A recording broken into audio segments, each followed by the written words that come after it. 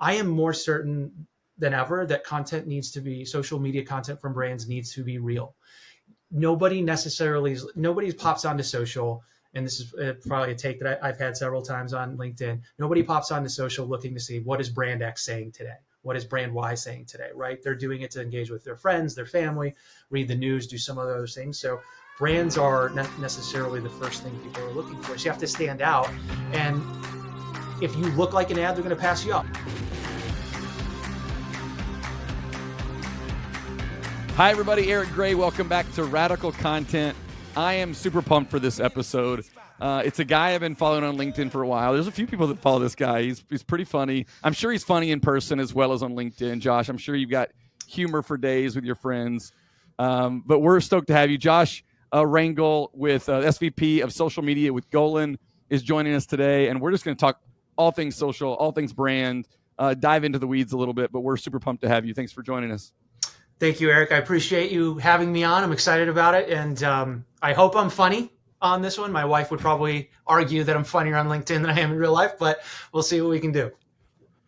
All right. So I got to start there, actually. We're here to talk about like social media and brand, but you are, kind of developing quite a following on LinkedIn, and it seems like you are you were speaking on behalf of social media managers everywhere, the good, the bad, and the ugly. Mm-hmm. So how did this start a little bit? We'll talk about your role at Golin, but how did this start, this kind of desire to kind of be out there on LinkedIn and kind of speaking on behalf of maybe some of the things that people love about being a social media manager, but you definitely kind of dive into same things they might hate, some things that are a little bit humorous. So tell me where that all kicked off. Absolutely. So I've been on LinkedIn for quite some time, and I started posting kind of just your general updates. Like, here's the latest update on Twitter or Instagram, whatever, and a link to it, and maybe just a little thought. And then as we got into 2020, as we all started working from home, that camaraderie and that kind of energy that I felt working with folks, day to day kind of went away. And so I needed an outlet. Like, I was always using Twitter for that, but then I just kind of tried the same thing on LinkedIn. I started writing more, and then I was like, I post a little bit more like humorous stuff on Twitter. What if I try this on LinkedIn? This is who I, in part who I really am too. So I'm going to try it there. And I work in social media. I've worked in social media since 2008. So I've seen the evolution of brand social really come front and center. And I just have over that time, my experience has just built of these experiences that I've had have just built over time. And I wanted to express them. And there's a community on LinkedIn that I found that feels that, whether you're a social media manager starting out, or if you're a SVP at an agency, there's always those little relatable truths. And I just started putting those out there, and people started relating to it and started having conversations and meeting people. And it just kind of felt like it resonated with a group of with a community of folks. And so I just kept going with it.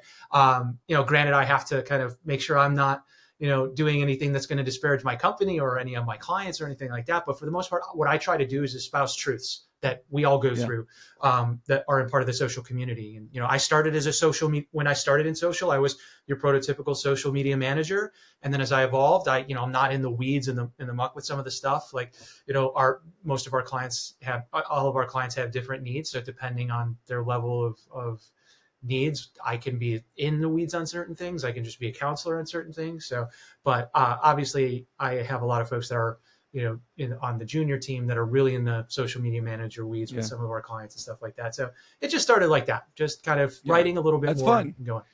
Well, and it brought us together, right? Like, we didn't know each other. We're meeting for the first time, and I'm super stoked. We have some similar timelines. So I kind of started in social 2007. I was in sports radio, and then kind of transitioned at EA Sports into social. Didn't know what we were doing, but we figured something out at EA Sports, and then spent some time at Universal Parks before doing this thing with Radical Content and Maverick. And the idea of what we're trying to do is kind of talk about where a brand's kind of getting it wrong, but really what is the opportunity with social and content and engagement. There's so much time and effort spent on top of the funnel and performance marketing, but there is this treasure trove of brand building that's happening in content and in social and YouTube and in the creator space. And so we're really trying to shine a light on some of that and really help people understand that opportunity and where their brand can kind of show up. So we'll talk all about that. But why don't you give us a little bit about kind of your growth trajectory there, but tell us a little bit more about what you do at Golin, and maybe feel free to talk about kind of what Golan does, and then we'll kind of just dive into a bunch of other topics. Sure. So I've been at Golan for 18 years, which in agency life is a lifetime. It really is. You rarely see some folks with that type of tenure. And I love Golan. I've been, as I said, I've been there for 18 years. And in part, it's because I've been able to kind of change my job and change what I do without really leaving where I work. And I started off as a PR generalist because at its core, Golan is a PR agency creating earn first ideas that create change that matters. And so we're earn first PR company, and we've evolved into what our offerings are. It's not just PR, it's social, it's creative, it's strategy, it's analytics, insight, measurement, all of those things. And so as brand social came into play in 2008, I kind of got an opportunity to work on a project that involved YouTubers, influencers, they weren't called them back then. And I really liked that. That's what I gravitated towards. And so my boss at the time allowed me to go down that path, and I kept building. Was the social media manager for all of the Unilever ice cream brands and created all of their social accounts at the time. Klondike, Breyers, Magnum Ice Cream, Popsicle. I created and managed those social channels for a time and then grew from there.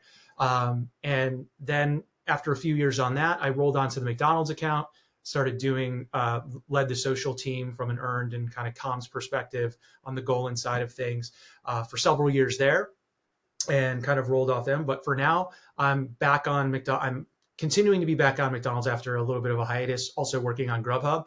And so for what I do there is really strategic counsel from a social standpoint. How can we infuse social media strategy, influencer strategies into our PR and comms led objectives and campaigns, and making sure that we're delivering earn first work that's social first, so that we are not only tapping into what people want to hear, but what the client and the brands want to say. And so where's that kind of middle point, so that we're creating something that is going to be relevant to both audiences, to both our client and the audiences we're trying to reach. Yeah. So as you're kind of on the agency side, and we've had another conversation recently with someone that's on another agency, and they're doing some really fun work, as you're in these meetings and talking to marketing leaders and trying to both counsel around social, give kind of ideation around social, working with the team about what do you feel like is the current temperature of social media when it comes to some of these big brands?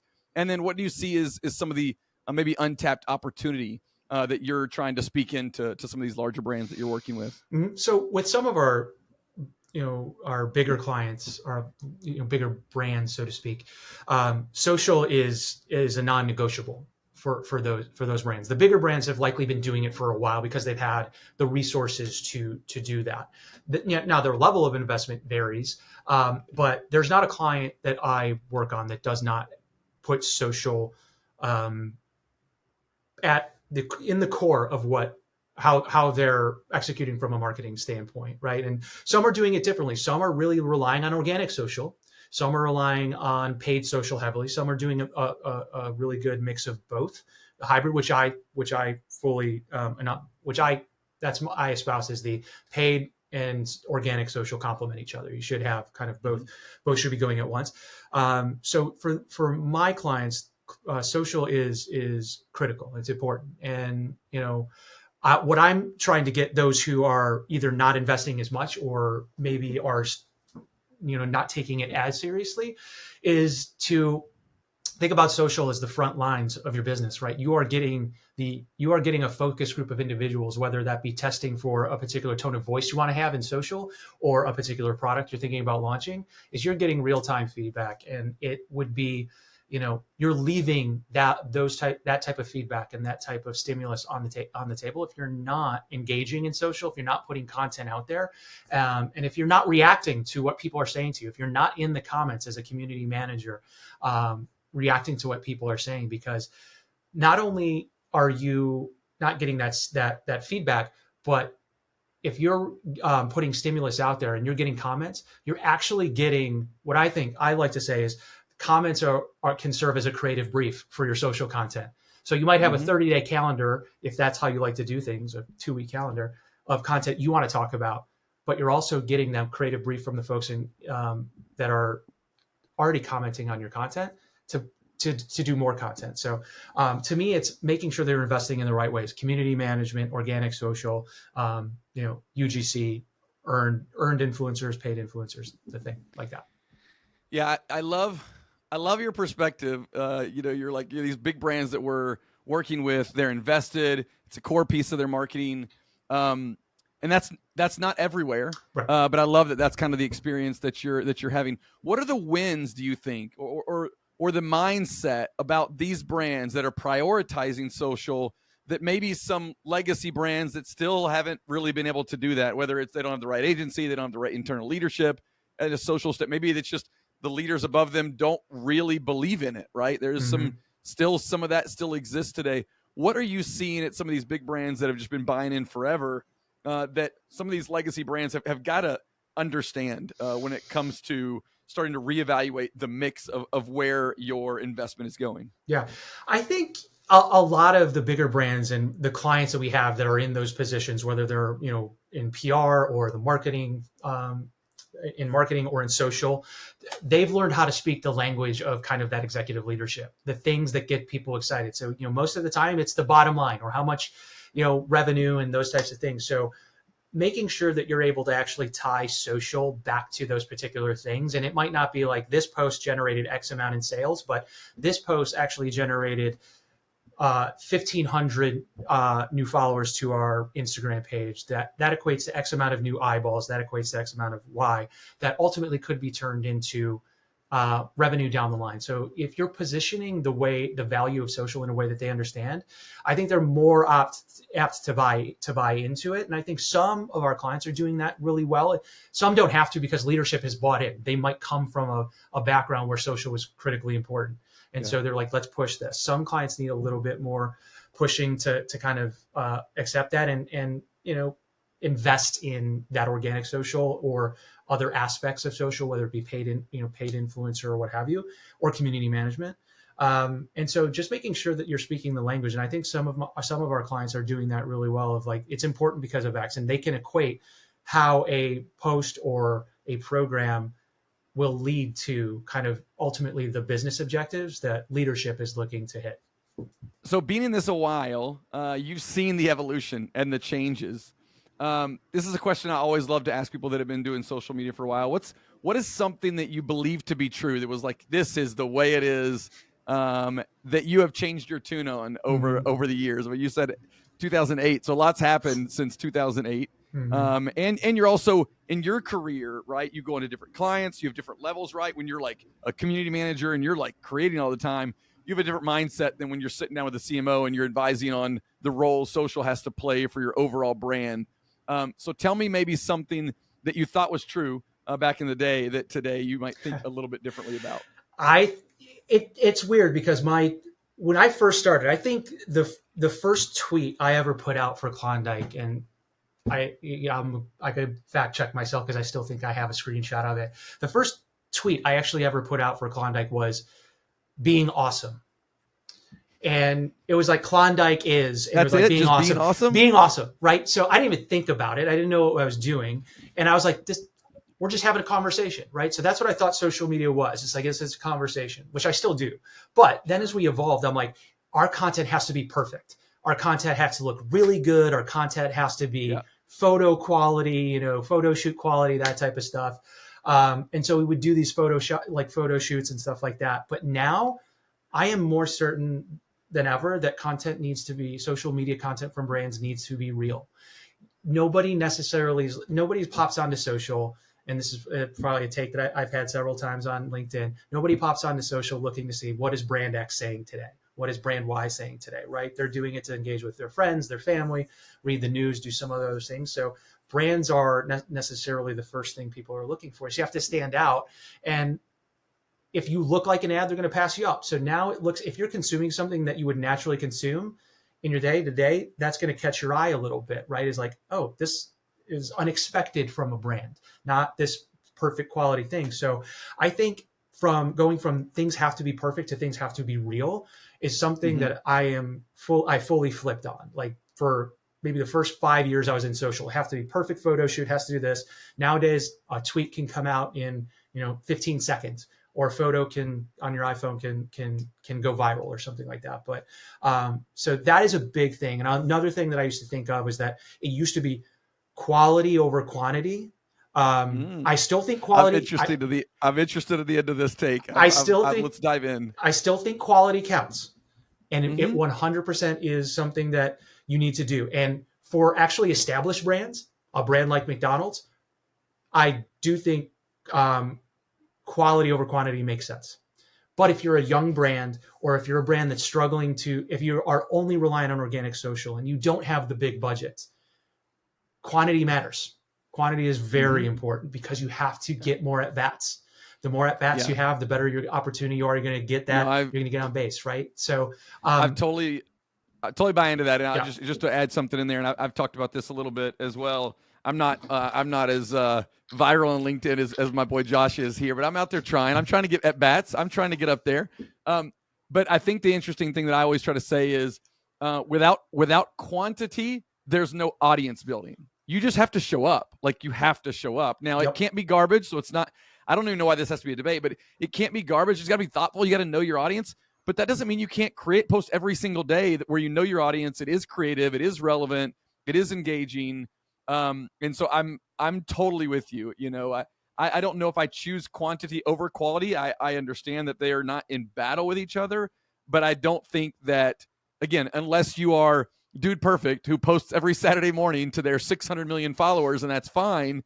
But even, it's funny. I interviewed Chad Coleman, who's the head of marketing for Dude Perfect a couple weeks ago, and even they're now in Shorts and YouTube and doing tons of like little fun clips because they understand that showing up regularly in feed matters. So I think that gets to your point that quantity cannot be something that can be overlooked. Yep, and I think that quantity leads to quality. Right? The more shots you take, the better you get at those things. And so you take more efficient shots over time. So that quantity does matter when it comes to quality. So eventually you'll get there, and you don't, for me, consistency isn't necessarily posting every day, but it's being in there consistently. And so I do think at young brands that don't have big budgets, quantity matters because you're going to get better at those shots. And then ultimately that volume leads to a ton of value. For the content that you put out there. You sit in an interesting role at a leadership level with some of these big brands. And this was not a question I was going to ask, but it just fired across my brain. What do you advise them on makes a great social media team? Having built, I think, a pretty darn good social media team at Universal and ran it for a long time, I talked a lot about org structure matters, talent. Right, who do you have in the seat, right, at a leadership level, but also writing the tweets? Are they naturally creative people? Are they plugged into the world of trends? What is your process like? How fast are you allowed to move? Right, I know you talk a lot. You make a lot of jokes about lawyers in your LinkedIn, which it's okay. We don't have a lot of lawyers listening to this pod. But like, what are those kind of frameworks of like, what do you have to have in place to have a best-in-class social media team? Yeah. First and foremost, love legal. They're the best. They're my friends. But I think just had to get the record. That was on the record. Yeah. Don't cut that. I think it's a great question. I read an article not too long ago about how the Washington Post has just 8 people for Instagram. Right. That's because they're pushing out tons and tons and tons of content, and they need that. And they've decided that is a priority for them based on the way that the shift of how people are consuming news has happened. Instagram is a priority.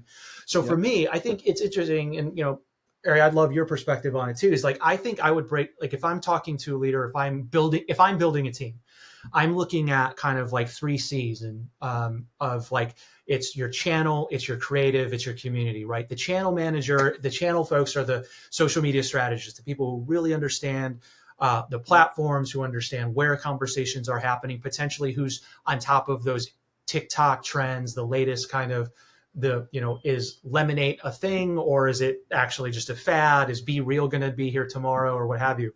So you have somebody who really can help kind of set the stage of the strategy. Creatives, the people who are going to be in the weeds creating that content, whether it's copy, imagery, video, those types of things.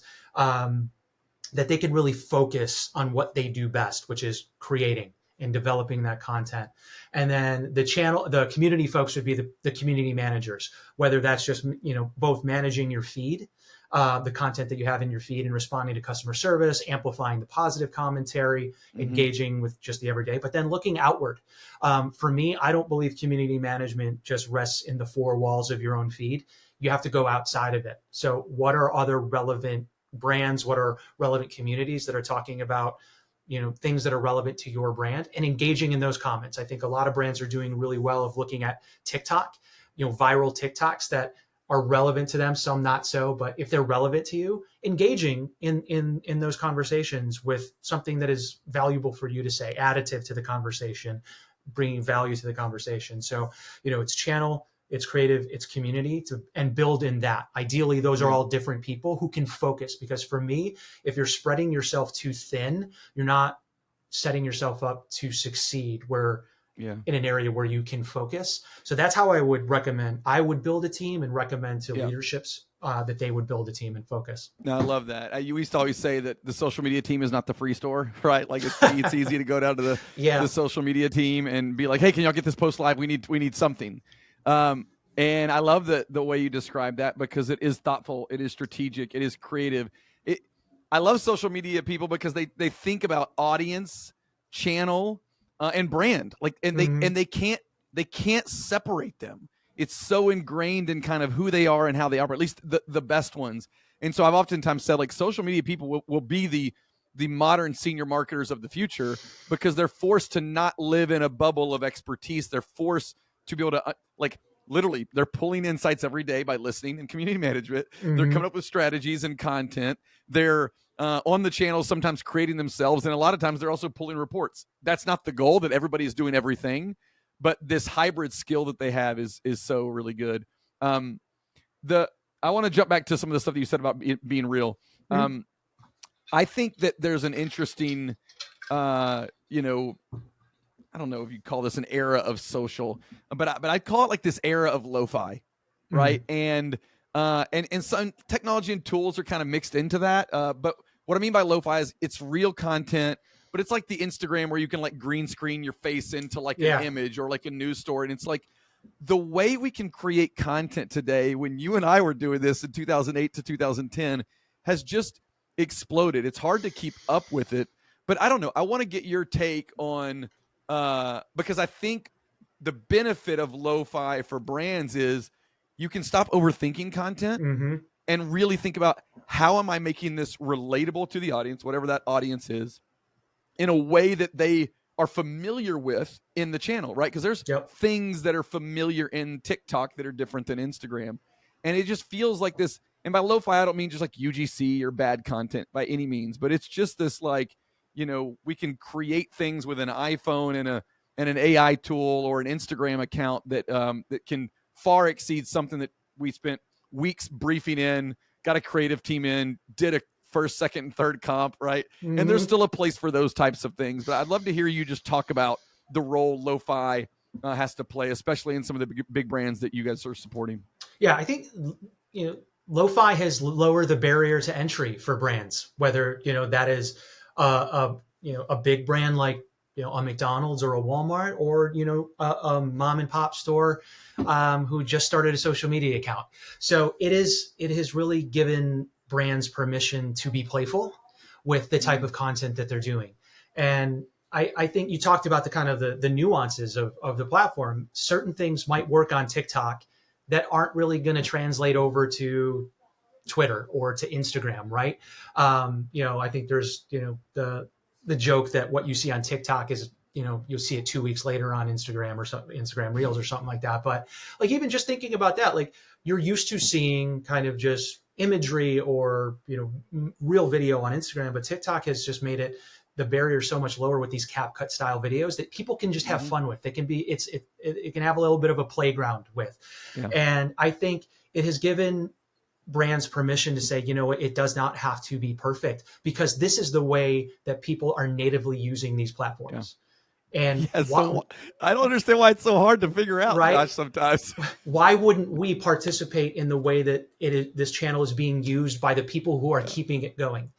And so I think that's part. And some brands are going to do that, and it makes it a super serious brand might not be able to do it, but some brands United, I think, does a wonderful job on TikTok of just integrating real-time trend content formats, user behavior into their content that makes absolute sense for them. Yeah. And that's the tricky part, is figuring out as a brand, how does this particular format, this particular CapCut style thing, how does it work for our brand in a way that makes us feel relevant and not like Steve Buscemi in the "Hello Fellow Kids" gif from 30 Rock. But that's the thing, is it's giving you permission to, but you have to think strategically about it. It's not just us sitting in a room being like, all right, let's outline the 30-day calendar and do the timeline and everything like that. Is this makes sense because of X. So as long as you understand the why it works for you and how it's going to work for you, brands have permission to do that. And I think you'll get credit for it as long as it is relevant and not just like slapping a brand logo on something to promote your brand. But yeah, certainly is lower the barrier of entry and allowed for more playfulness. Yeah. I had Tim Clark, who's the chief digital officer for NASCAR, on the pod last year. And he said this phrase that I'll never forget. TikTok has given us permission to be on social what we probably always should have been on social. What a great line and learning for a very senior executive to understand, because that gives freedom and empowerment to the team. And I'm sure you got a ton of takes on that we probably don't have time to get into everything. But I wanted to know a little bit of, I've seen you kind of share some brands. So I kind of want to see what you bring to the table here today. What are some brands that you think are winning right now? Who are the ones that you're like, this is fire? I'm really digging what this is, this group's doing. Yeah. So there's a couple, I think. And you can't say Duolingo. No, I won't. Which they're great. They're doing great. They're great. They don't need my recommendation. They're doing they're doing fine. They've found their niche and they're doing super well. I think for me, I'm not going to. I could mention my clients. There's some our clients that are doing well. I think McDonald's. Why we don't do the day-to-day social for them. We help out from like a fan engagement standpoint. But Wyden and Kennedy is their social agency of record, and they do a phenomenal job, I think, from a McDonald's standpoint. So I'll do that. We do help with some of the Walmart social work, and I think our team does a phenomenal job in pushing out kind of some of those more relevant trend-based pieces of content on Walmart. But agnostic of clients. I think I mentioned United. They do a wonderful job. Yeah, that's good. I've been just singing the praises of AARP, specifically on TikTok. They do they go after Gen X unapologetically, and the way that they've found their content beat of things that Gen Xers and will really get. It's Gen X ASMR, where it's just like phones with actual keypads on them, and just things that Gen Xers would remember. So they found their niche there that I really like. Merriam-Webster is another brand that I think has done just a phenomenal job across social, Twitter and Instagram specifically. They have found a way to educate and entertain with pretty much every post that they do.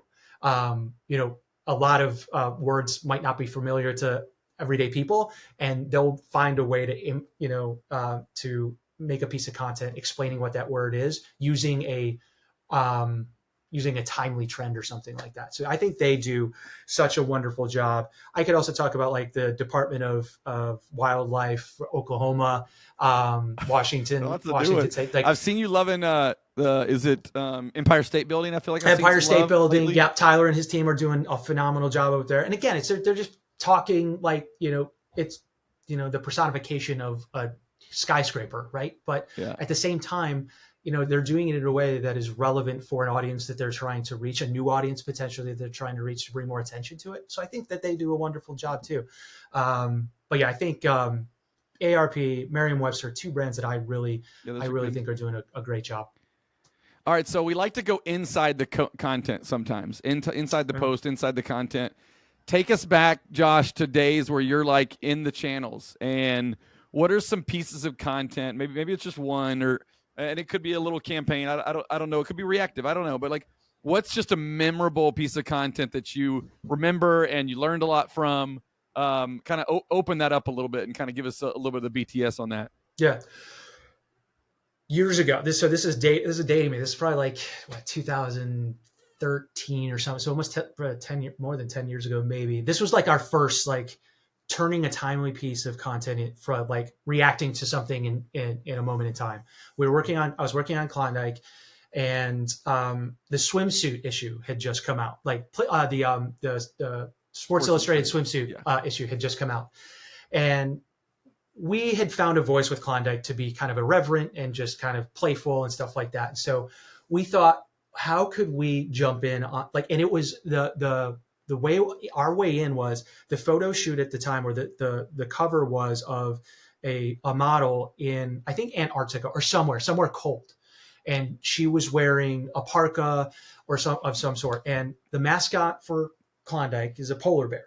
And so we're like, how can we do? So me and like a couple of the folks on the team were like, let's pitch an idea to the client about this. This comes out today. We can probably, and so me and a couple other folks and one of our designers just start throwing spaghetti at the wall and like, all right, not like, oh my God, this is the most great idea ever, but like, let's put the polar bear in the same thing, in the same situation, and mock up a, like, Bears Illustrated, whatever.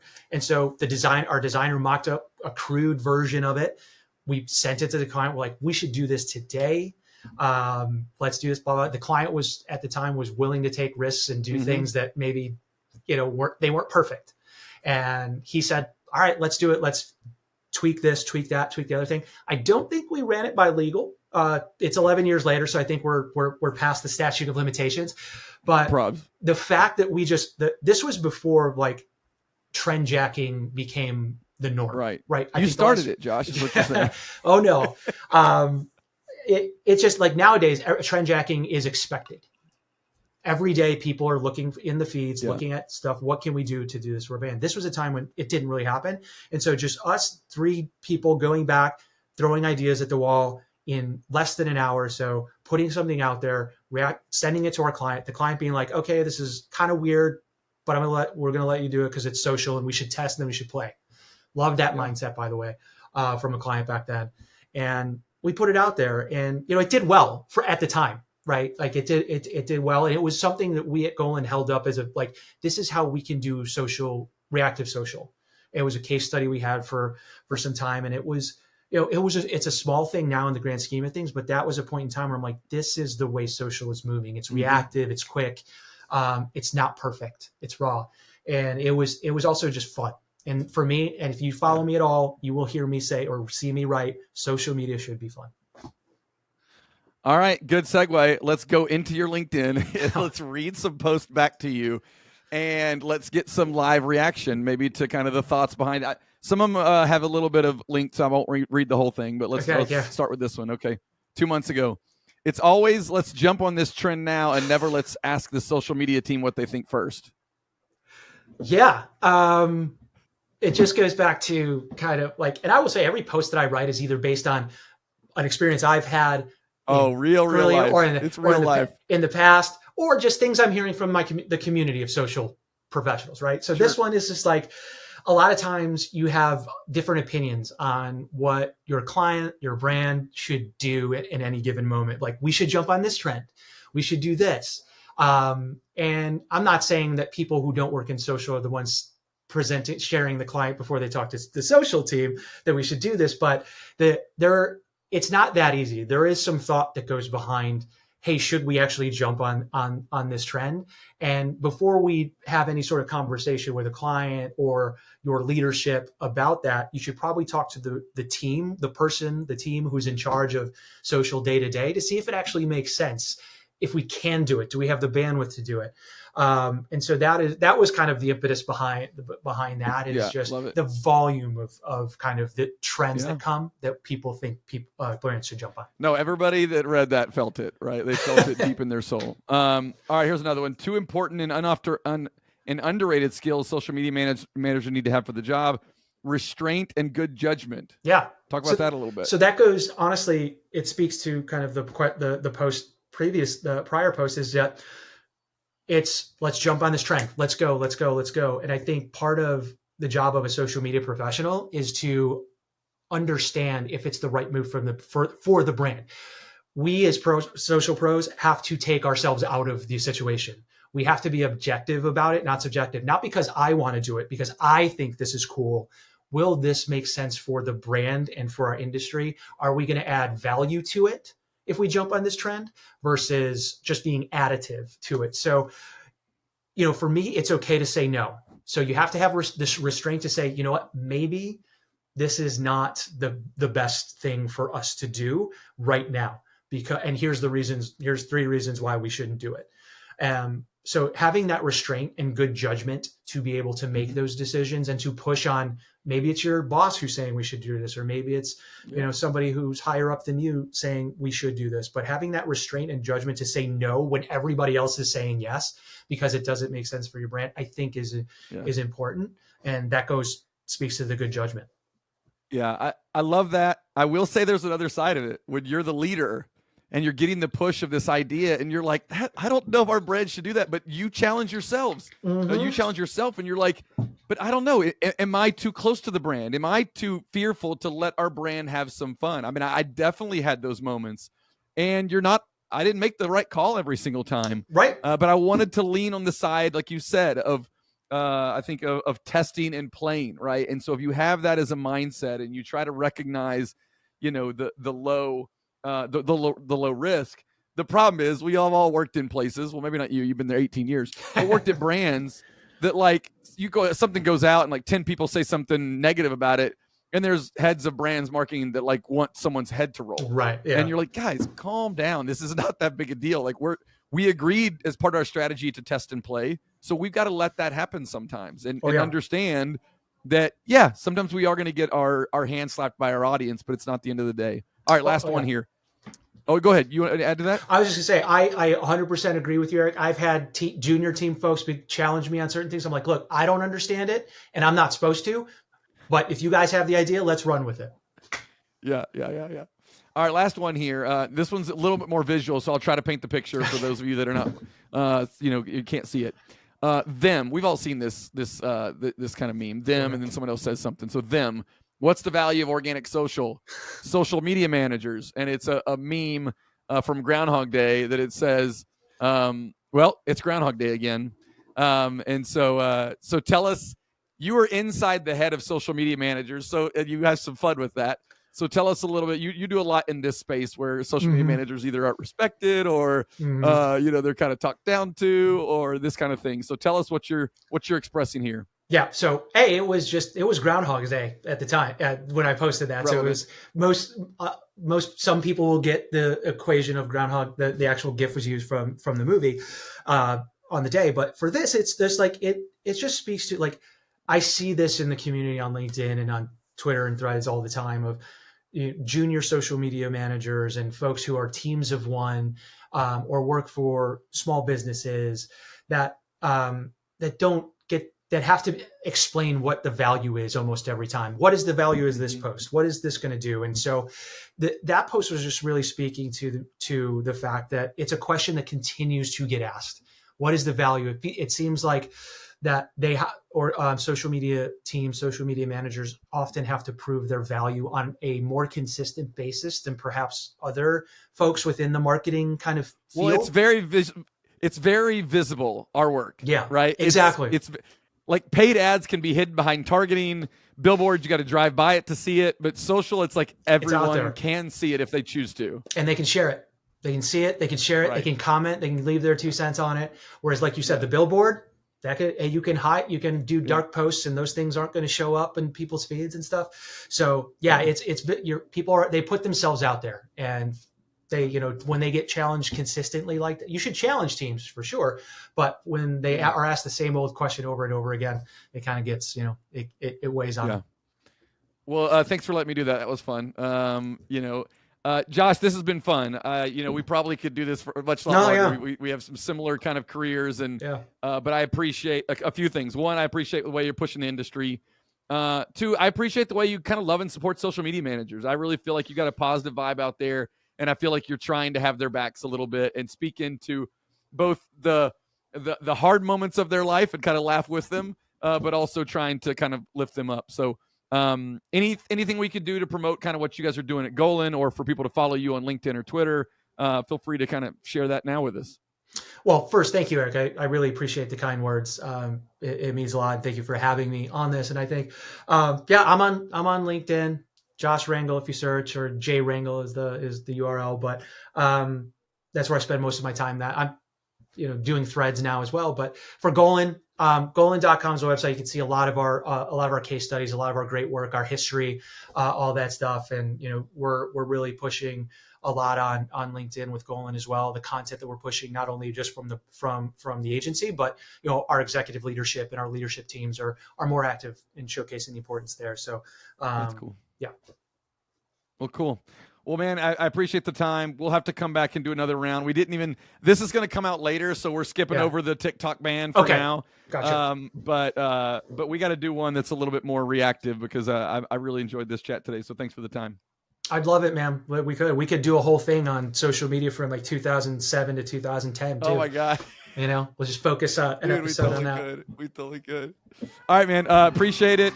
Thank you so much for listening to another episode of Radical Content. We've got more coming up, so make sure you subscribe. Do all the things you're supposed to do on social that people tell you to do. So just do those things, and we'll keep creating good content and meeting cool people like Josh. Thanks, Josh. See you, everybody. I'm in a sweet spot. I'm feeling good. The sun is shining. I knew it would. The world's a playground. I'm in the clouds. Let me show you what it's all about. Check it out.